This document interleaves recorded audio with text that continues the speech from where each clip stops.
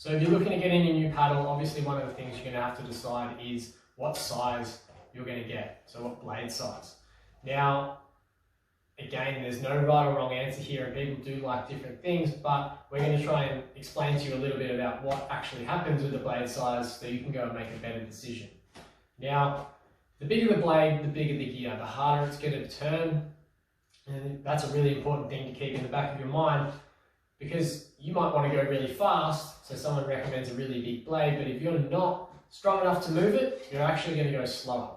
Or if you want to paddle a longer distance, it's going to blow you up. So the size of the blade does really matter, but remember we've also got our length of blade that comes into making it easier to turn. So most of the blades are actually going to overlap because you've got an adjustable shaft. We can sort of make that gear bigger, make that gear smaller. So a medium blade with a shorter shaft actually is going to cross over with a small blade and a longer shaft. So you kind of hedge your bets a little bit anyway, and we're always working within a range when we're talking about an adjustable paddle.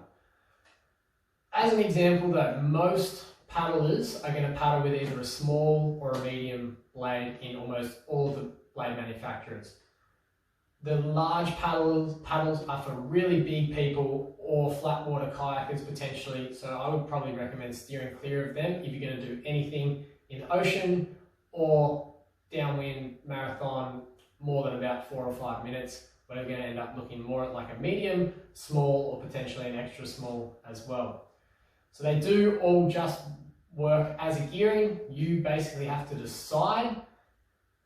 Always, I would say, on going too small than too big, because once you get too big, you get stuck. You can't drop it down any smaller, whereas when we're small, we can lengthen that blade out and the gearing does get bigger, and we're always going to be able to overpower it rather than be underpowered. Being underpowered by your blade is a horrible feeling. You're stuck there, it feels like it's stuck in the mud, and you're useless. It's much, much better to have a slightly smaller blade if you're unsure of what to get, with an adjustable shaft that's going to make it nice and long so that you can turn that bigger gear rather than trying to make it work with a really big paddle.